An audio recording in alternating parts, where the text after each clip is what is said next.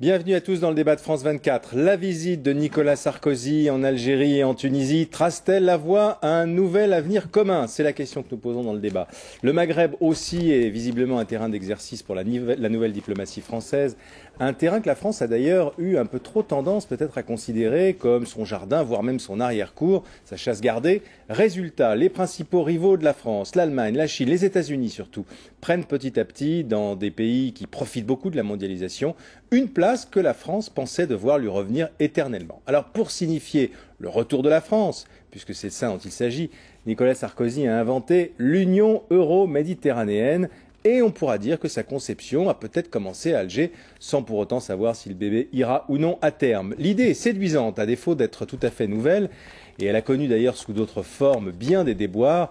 Ainsi, par exemple, le processus de Barcelone, qui consistait à retendre les liens culturels entre les deux côtés de la Méditerranée, est-il léthargique pour ne pas dire moribond. Finalement, ce que l'on retient provisoirement de cette visite en Algérie, première visite à l'étranger hors Europe donc du nouveau président, c'est qu'elle a visiblement froissé le Maroc, puisque l'étape a été annulée à la dernière minute.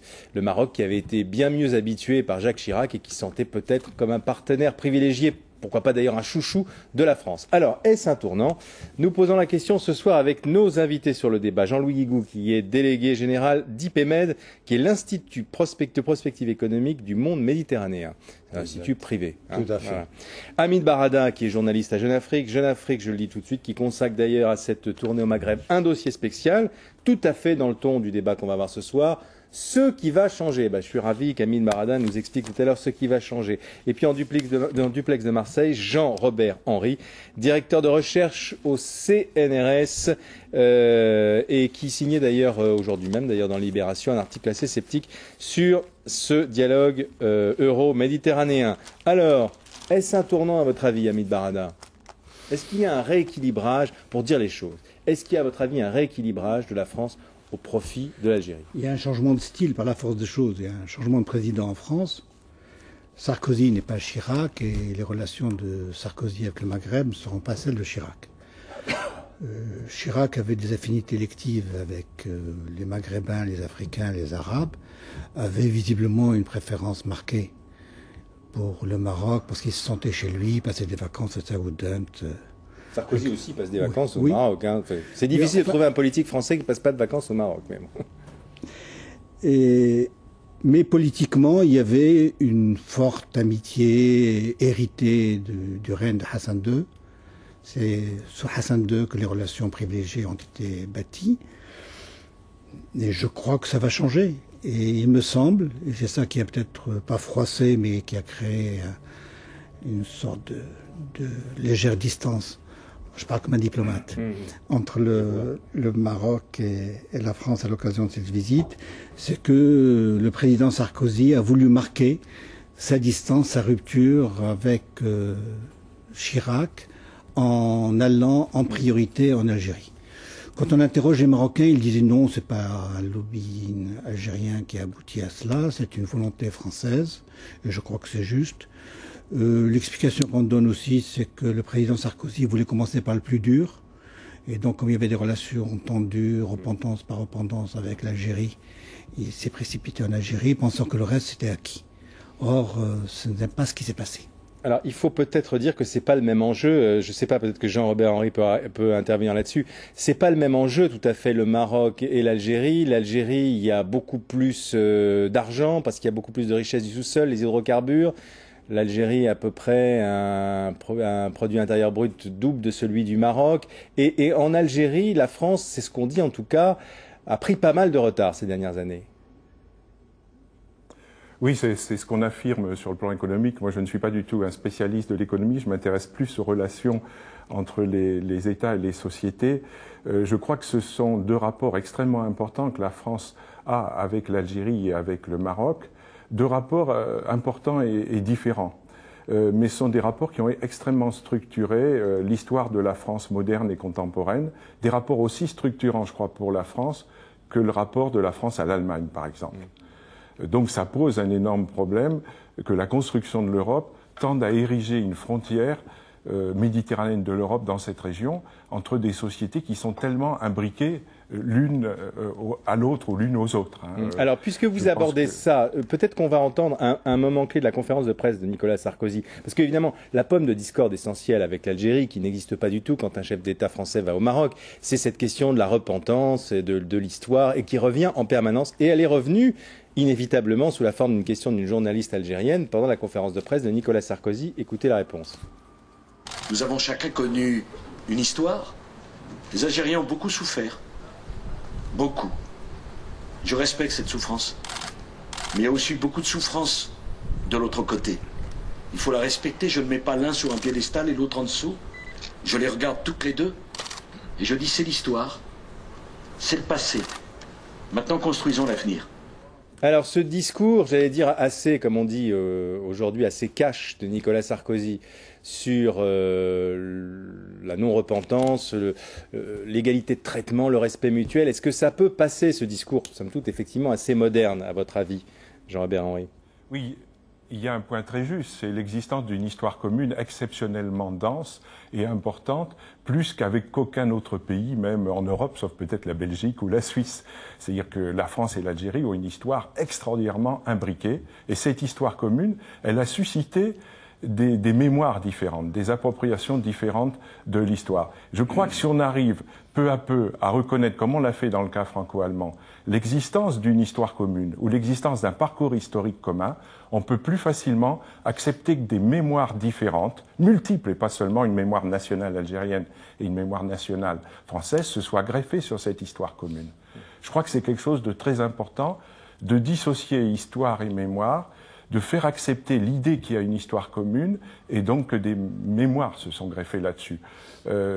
Moi, j'ai fait l'expérience à l'occasion de l'année de l'Algérie. Nous avions fait une exposition avec des collègues algériens sur l'histoire de l'Algérie et de la France, Destin imaginaire croisé. L'expo est passée à Alger, au Oran, et on a pu très bien faire passer ce message, de même que c'était passé en France devant des publics très différents, pieds noirs, immigrés, etc. Alors que dans la politique, c'est...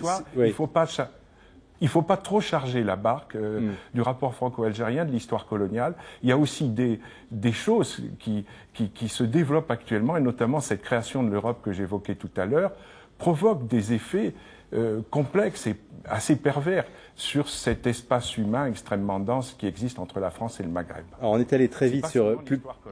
On est allé très vite sur les questions d'ordre psychologique. Jean-Louis Guigou, vous, les questions économiques, peut-être vous sensibilisent peut-être davantage. La question que je posais tout à l'heure, c'est-à-dire le retard français en Algérie, c'est peut-être ça qui explique Il y a une sorte de réalisme de la part de Sarkozy, non? Non, je suis d'accord avec vous, mais j'aborderai pas le sujet comme ça. Non. Moi, il me semble que ce qui est en train de se dessiner, c'est une nouvelle vision du monde dont on voit les prémices tout de suite après la chute du mur de Berlin et la chute du communisme. C'est très clair dans l'histoire. Vous avez, avant la chute du mur de Berlin, le monde occidental domine. L'OCDE, communisme, capitalisme, ce sont les pays du Nord. Les Arabes, les Noirs, les Jaunes, rien. On ne parle pas d'eux, on ne parle pas de la Chine. Aucun pays ne gêne. La tension est forte entre l'Est et l'Ouest. Et la chute du mur de Berlin, le premier à réagir positivement, à entrevoir les nouveaux effets, c'est le père de Bush qui dit « c'est plus maintenant Est-Ouest, c'est Nord-Sud ». Et il lance l'idée de l'ALENA, c'est-à-dire le Canada qui s'appuie sur l'Amérique, qui s'appuie sur le Mexique. Et l'idée fait son chemin, le bloc, la régionalisation du monde se fait par quartier d'orange. Et vous avez observé il y a 3-4 mois, Lula, élu, a dit « Pour moi, le plus important, c'est de faire mon marché commun au sud, qui s'appelle le Mercosur. » Mais Lula est allé voir Bush, et Bush est allé voir Lula, en disant « On arrête. On va voir Amérique du Nord, Amérique du Sud, et on va avancer à la même heure. » Ce sont des systèmes intégrés qui jouent sur des fuseaux horaires. Et des fuseaux horaires. Je reprends. Et vous avez ce système intégré qui marche très fort aux États-Unis. Les États-Unis investissent 20% dans leur sud. Vous avez de l'autre côté le Japon, qui ne veut aucune immigration. Il ne veut pas que les gens montent chez lui. Alors c'est lui qui a déclenché la croissance de la Chine. Ils ont investi comme des fous jusqu'à 30%. Et puis ça a été les Philippines, ça a été la Corée, ça a été tout cela. Et là, il y a ASEAN plus 3. C'est tellement une puissance extraordinaire que la Nouvelle-Zélande et l'Australie disent on va rentrer. On parle même qu'entre la Chine et le Japon, ils aient une monnaie commune. 80% des relations entre les établissements japonais se font sur 3 fuseaux horaires. C'est énorme. Et regardons l'histoire. L'Europe a bien vu que pour être une zone compétitive dans le monde, il fallait dépasser les frontières nationales. Alors l'Europe a commencé à 6, à 9, à 12, à 15, à 25. Là où ça se complique, c'est que les Américains, ils ne se contentent pas de rester dans leur fuseau horaire, ils viennent dans le nôtre aussi. Oui, mais quand même, ils investissent 20% au Mexique. C'est d'une puissance, d'un contrôle de l'économie. Mais nous, on ne veut pas faire ça. Mais il est clair, on a fait des études qu'on avait données à M. Prodi, que si l'Europe reste à 25-26 au nord, c'est le déclin dans 40 ans, le vieillissement. Et Bush nous traite de vieille Europe. Et le seul scénario de sortie, c'est de s'associer avec les pays arabes. Et les pays arabes se disent, mais évidemment, il y a la proximité, il y a la complémentarité. Donc, quand on aborde ce sujet d'une vision historique nouvelle, et qu'on commence à dire, alors Chirac aimait aller à Taroudante, mais maintenant c'est la reprendre. C'est pas ça le sujet. C'est que la logique de l'économie, c'est la création de ces grands fuseaux horaires. Alors vous venez de nous décrire en fond ce que nous faire l'avocat de l'euro-méditerranée, de Sarkozy. Ça s'appelle pas euro-méditerranée, ça s'appelle Union méditerranée. Oui, je me fais l'avocat. C'est-à-dire que mes amis du Sud, dans notre institut, disent Jean-Louis, nous sommes des Arabes, nous sommes des Nord-Africains, nous ne sommes pas des Européens. Mais cependant, on ne veut pas rester des petits confettis baladés. Tous les blocs asiatiques et les Américains se structurent, et nous, on ne veut pas rester isolés. Et ce qu'on veut, c'est un ancrage avec l'Europe. Alors, Barada, vous y croyez, vous, à ça C'est de faire à côté de l'Union européenne, l'Union méditerranéenne. Moi, je ne demande qu'à croire, mais... Ah, c'est déjà bien. C'est bien, mais je ne ferme pas les yeux sur les réalités qui sautent aux yeux, si je puis dire. La première question qui se pose entre la France et le Maghreb est d'abord une question de visa, et une question d'immigration. Je crois que le Maghreb intéresse la France parce que la France a un problème d'immigration avec le Maghreb. Elle a besoin des émigrés, mais n'en veut pas trop. Donc elle veut les choisir. J'emploie des mots précis. Et donc, hier, on pouvait venir en France sans apprendre le français. On pouvait apprendre le français sur place. Aujourd'hui, on vous fait passer un examen. Alors, premier sujet de malentendu, là, précisément malentendu. Avec l'Algérie. Les Maghrébins veulent des visas pour venir en Europe, et probablement que dans l'idée de Sarkozy, ce dialogue, enfin, cet euro-méditerranée, c'est pour que les Maghrébins restent chez eux. Oui, et rester chez eux, mais en attendant. Non, mais je dis simplement, il y a peut-être un premier malentendu. C'est pas malentendu. On les empêche de venir, et on leur dit, demain, vous n'aurez pas besoin de venir. C'est-à-dire, il y a quelque chose qui existe et qui se fait. Par exemple, le regroupement familial, qui est très prosaïque et qui est très bête. Un mari a besoin de sa femme, et vous pouvez regarder de temps en temps à la télévision, vous verrez un Marocain qui va être expulsé avec sa femme et sa fille, et alors qu'il travaille ici depuis longtemps, etc. Mais il y a des nouvelles dispositions légales qui vont l'empêcher de séjourner et de vivre en France. Tout cela au nom d'un projet futur. Un tien que tu as, tu ne vas pas l'avoir. Mais demain, peut-être, si Dieu le veut, si Sarkozy le veut, si la mondialisation le veut, tu l'auras. Ça, c'est une première donnée. Réponse. Un mot seulement. Oui, mais parce qu'il ne reste plus qu'une minute et je voudrais que Jean-Louis Guigou réponde à ça. Ça va revenir, ça va revenir. Juste la réponse de Jean-Louis Guigou. Non, mais la réponse est la suivante. Mais on travaille sur l'avenir. Il faut comprendre, on ne peut pas résoudre les problèmes maintenant qui s'accumulent. Non, mais on ne peut pas résoudre tous les problèmes maintenant. La question qui à l'heure actuelle qui est posée, c'est on n'est pas content de Barcelone, on n'est pas content du voisinage, parce que ça fait 2000 ans que ces pays sont nos voisins. Alors, que fait-on? Soit on continue à rouspéter et on ne fait rien, soit on fait un peu de prospective, on dit bon, il y a cette vision historique d'un ancrage. On peut imaginer que dans 20 ans, parce que ça va être pareil pour l'Afrique subsaharienne. On peut imaginer que dans 20 ans, je ne sais pas, mais je l'éteins. C'est la réalité. Que dans 20 ans, le même problème va se poser avec l'Afrique subsaharienne et que l'ensemble de l'Europe et l'ensemble de l'Afrique disent on joue le co-développement. Alors, on va au journal, mais je note que c'est quand même effectivement une logique immédiate contre une logique prospective. Tout à fait. On se retrouve après le journal.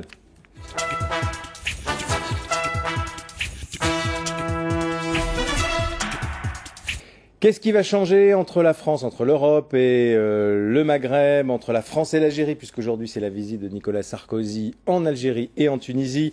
Je vous rappelle que nous sommes dans ce débat avec Jean-Louis Guigou, qui est délégué général d'IPMED, c'est l'Institut de prospective économique du monde méditerranéen, Hamid Barada, journaliste à Jeune Afrique. Ce qui va changer, c'est le dossier spécial de Jeune Afrique cette semaine. Et Jean-Robert Henry, directeur de recherche au CNRS, qui est en duplex avec nous de Marseille. Alors on parlait de cette union euro-méditerranéenne que souhaite en quelque sorte commencer à concevoir Nicolas Sarkozy et dans sa campagne électorale et aujourd'hui à Alger. Alors, à votre avis, qu'y a-t-il derrière? En quoi est-ce que ça se différencie, par exemple, de ce qu'on a appelé le processus de Barcelone, qui était cette espèce de renforcement des liens culturels dont tout le monde s'accorde à dire que ça n'a pas donné grand-chose? Oui, bon, d'abord, il ne faut pas confondre Union méditerranéenne et Union euro-méditerranéenne. Celui qui a parlé d'Union euro-méditerranéenne, c'est Dominique Strauss-Kahn. Il a en fait endossé, il y a 3 ans, dans un rapport à Prodi, une idée qu'on avait explorée au Club de Marseille en 2002, si je me souviens bien, sur le scénario de conversion de l'Union européenne en Union euro-méditerranéenne. L'Union méditerranéenne, c'est autre chose que l'Union euro-méditerranéenne. L'Union méditerranéenne, c'est plutôt quelque chose, une sorte de sous-régionalisme qu'on construit à côté de l'Union européenne. Il y a qui Seulement, dedans? comme l'Union européenne existe, et ça laisse très peu de place pour cette Union méditerranéenne. Oui, on a posé la question à Nicolas Sarkozy aujourd'hui très concrète de savoir qui il y a dedans. Il n'a pas répondu. Il a dit pour l'instant, on n'a pas dit qu'il y avait dedans. Non, mais c'est ça. Enfin, c'est ça qui est un peu désolant. C'est-à-dire que la crise européenne actuelle, elle multiplie, elle laisse place à de multiples initiatives désordonnées. Et rien qu'en France, moi j'en ai compté 4 depuis 1 an, il y a eu une relance du dialogue euro-arabe qui a été sans lendemain il y a 1 an. On a lancé l'atelier culturel méditerranéen. On a lancé le partenariat renforcé avec le Maghreb.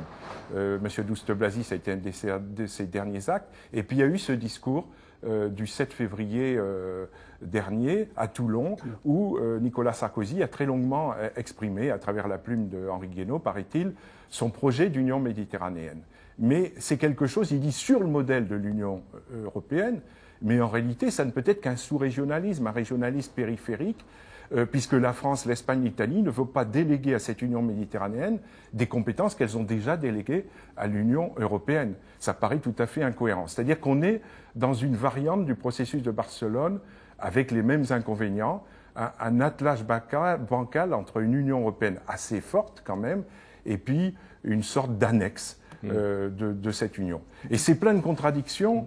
Je pense que c'est une autre contradiction, c'est que les Français ont lancé cette idée sans du tout se concerter avec leurs partenaires européens. Les Allemands sont vexés, les Espagnols, paraît-il, sont enthousiastes, mais moi j'ai des collègues qui m'ont dit qu'ils ont été consultés par les diplomates espagnols qui disent « mais que ça veut dire quoi ?» etc. Et une autre contradiction, c'est que la France, dans ce projet d'Union méditerranéenne, elle se veut à la fois européenne et méditerranéenne. Et elle dénie tout à fait cette qualité à la Turquie. Or, à ma connaissance, la Turquie fait partie du Conseil de l'Europe, à 15 000 km² en Europe. Bon, je veux dire, elle est au moins aussi mixte que l'est la France, si vous voulez. Donc il y a plein de contradictions, et moi c'est pour ça que je préférais davantage l'idée de Dominique Strauss-Kahn de conversion très progressive, au niveau de l'utopie déjà, de l'Union européenne comme espace de paix, en Union euro-méditerranéenne complète, c'est-à-dire on élargit, un peu selon l'intuition de François Pérou il y a déjà 50 ans, on élargit une Europe sans frontières. D'accord, alors Jean-Robert Henry, c'est bien, mais il faudrait expliquer comment on va intéresser les Suédois à l'euro-méditerranéen. Il n'y a pas tellement de problèmes. Ah bon. Par exemple, la présidence finlandaise, qui était la présidence qui a précédé la présidence allemande, ça a été une des plus méditerranéennes, parce que ce petit pays s'est beaucoup intéressé à la Méditerranée. Et ça, je crois que on ne peut pas dire qu'il y a des déterminismes qui font qu'un pays du Nord n'est pas intéressé par la Méditerranée. C'est beaucoup plus compliqué que ça. Je ne partage pas du tout votre point de vue. On a en Europe un exemple de sous-régionalisme, c'est l'union des États baltes. Avant la chute du mur de Berlin, tous ceux qui ont les pieds dans la mer Baltique ont dit on va faire l'union, on va travailler ensemble, et on ne demande pas d'argent, et on bosse. C'est-à-dire, on fait l'union des ports de la mer Baltique, on fait ci, on fait ça, on fait là. Ils n'ont rien demandé. Là, ce qui est proposé, c'est dire les pays qui ont un pied dans la Méditerranée, qui sont confrontés à des problèmes de migration, à des problèmes de réchauffement, de pollution, de pêche, et qui ont des problèmes d'écart de développement. Ces pays ont en commun beaucoup de choses, mais ils sont au pourtour de la Méditerranée. Les Allemands sont orientés vers les pays de l'Est, ainsi que les Suédois et pas mal d'autres pays de l'Union. Donc, la réaction... Effectivement, c'est un peu une alternative quand même à une Europe qui est un peu chaotique. Voilà, c'est une alternative, non, mais qui consiste à dire l'avenir, demain, dans les 10-15 ans à venir, c'est une reconnexion entre les Nord et les Sud. Mais en même temps, comment est-ce qu'on pourrait faire, par exemple, si cette union veut dire, par exemple, une ouverture des frontières, comment est-ce qu'on pourrait ouvrir nos frontières, même si on s'entend avec l'Italie et l'Espagne, pour ouvrir les frontières aux produits de ces pays-là, il faut que tout le reste de l'Union européenne soit d'accord. Pareil pour les habitants, pour les immigrés, non? Non, vous avez parfaitement raison. Il y a des sujets, c'est là où mais il faut être, je pense, clair. Il y a des sujets, notamment ceux du commerce, qui ne peuvent être traités qu'au niveau des 27. Oui. Donc, dans l'Union méditerranéenne, un certain nombre de sujets ne pourront pas être abordés parce qu'il n'y a aucune légitimité pour traiter de ces projets de commerce. Mais rien n'interdit les pays qui sont autour de la Méditerranée de dire on prend les problèmes de réchauffement climatique, on prend les problèmes d'industrialisation, de co-développement, de partenariat, de financement croisé, de politique commune de la santé, les villes universitaires, les unions des universités de la Méditerranée. Le président Vauzel revenait cette semaine de Grenade, de la région Provence-Côte d'Azur, où ils ont créé la conférence des régions méditerranéennes de tout le pourtour méditerranéen. Et ces gens-là se posent des questions communes. Et ce que les questions de l'Andalousie et les questions de PACA sont plus proches que ne sont les questions que se posent les Länder allemands. Qu'est-ce qu'on fait de l'immigration dans l'Union méditerranéenne? Qu'est-ce qu'on en fait? Non, ça peut être en partie réglé par des problèmes de formation au niveau de l'Union méditerranéenne. En partie, je ne dis pas tout. Ben, il y a des problèmes, il y a des questions de stage, de formation qui peuvent être traitées par les pays qui bordent la Méditerranée sans demander. On interdit le regroupement familial, on le limite en France et on le permet dans le cadre de l'Union méditerranéenne. Oui, mais Hamid, je te dis, je ne sais pas. Je parle des questions concrètes, puisque l'Union méditerranéenne est floue. Hamid, attends, écoute-moi. On est devant, c'est deux niveaux différents.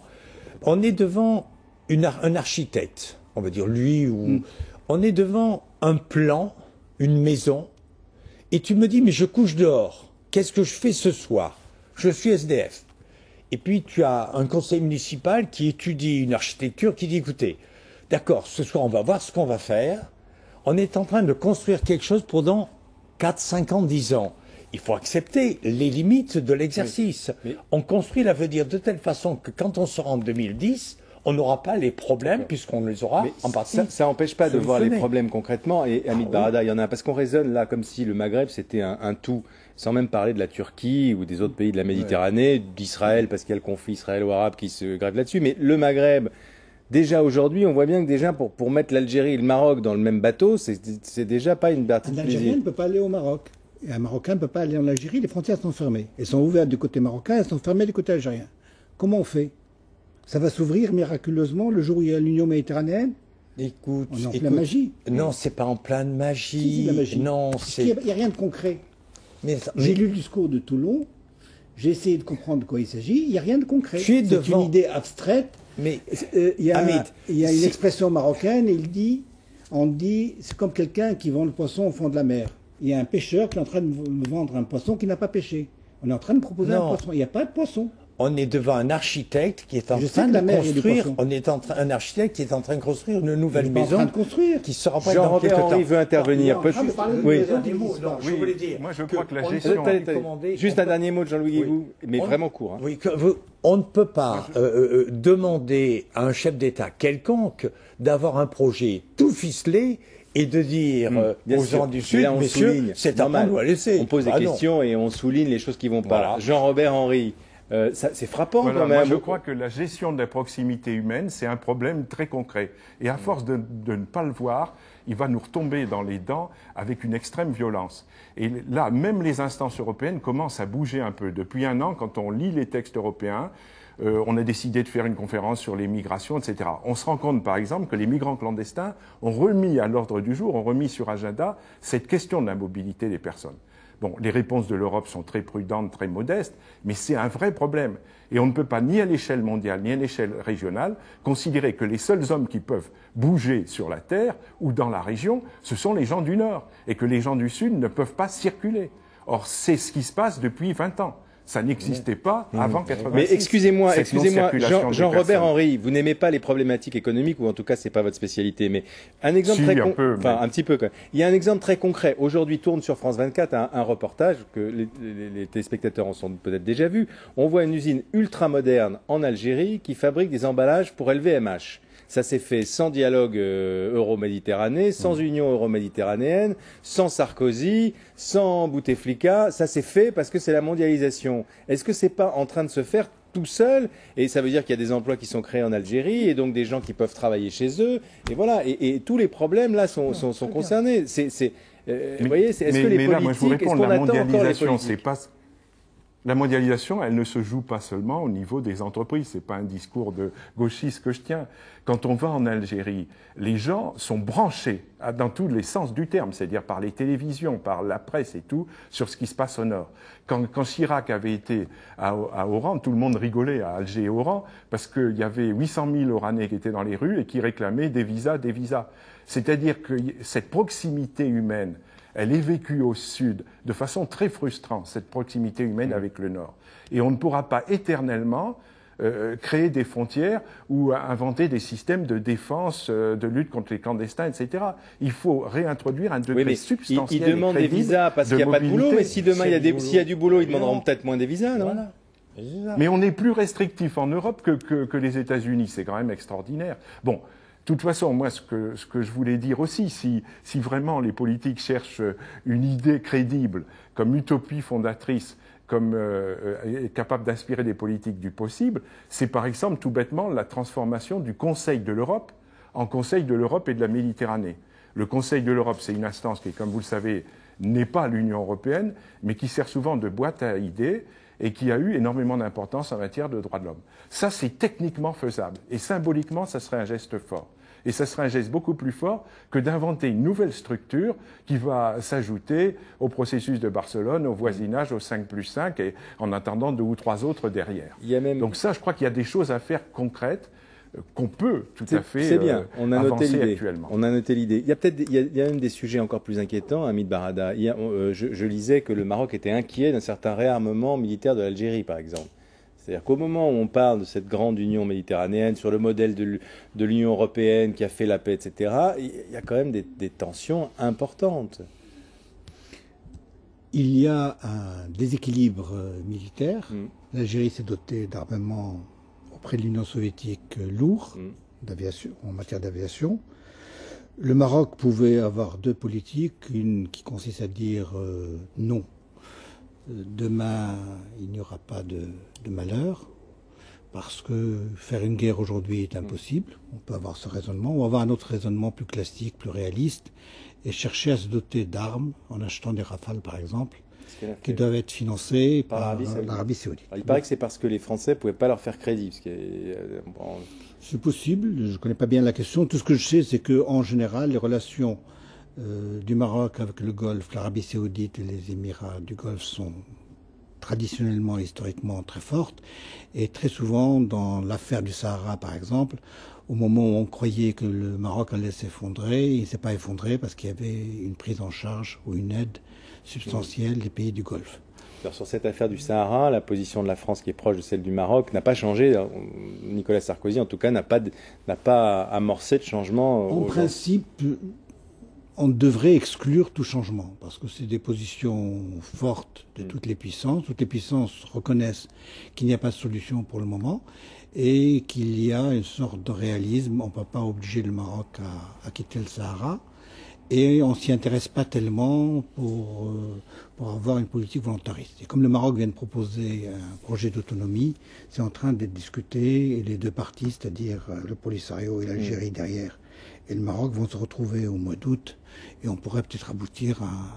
Allez, on va laisser le dernier mot à Jean-Robert Henry pour lui demander si il pense qu'au total, il va y avoir des changements, s'il sent des changements, puisque c'est le thème qu'on se posait ce soir, avec l'arrivée de Sarkozy. Je crois que M. Sarkozy prend en compte des réalités. Une de ces réalités, c'est sans doute l'émergence de l'Algérie, à nouveau comme puissance dominante dans la région. Elle l'a été dans les années 70, au moment où elle faisait figure de leader des pays du tiers-monde dans la stratégie de nouvel ordre économique international. Après, elle a eu une phase extrêmement difficile, notamment dans les années 90. Bon, actuellement, grâce à l'argent qu'elle a, c'est vrai qu'elle a cette tentation de jouer à la puissance régionale et de s'imposer au Maroc et à la Libye. On revient peut-être à un tropisme un peu, on disait avant l'émission, un peu mitterrandien. François Mitterrand avait un peu cette approche de l'Algérie, donc. Mais oui, mais je pense qu'il faut donc tenir compte de cette réalité. En même temps, il y a une certaine incertitude sur l'avenir du pouvoir en Algérie. C'est-à-dire, c'est une puissance qui a aussi ses faiblesses. Absolument. Et on a noté d'ailleurs aujourd'hui que le président Bouteflika n'avait pas ouvert la bouche pendant la conférence de presse. C'est vrai qu'on aurait pu encore. Mais enfin, on a choisi de développer des sujets prospectifs. Mais il reste une constante dans la politique algérienne. Oui, il reste une constante dans la politique algérienne. C'est qu'elle a toujours, autrefois dans les années 70 comme maintenant, joué sur la diversification de ses partenaires. Merci beaucoup. On voit qu'elle joue avec la France, avec la Russie, avec les États-Unis. Merci beaucoup. Merci à tous. Le journal.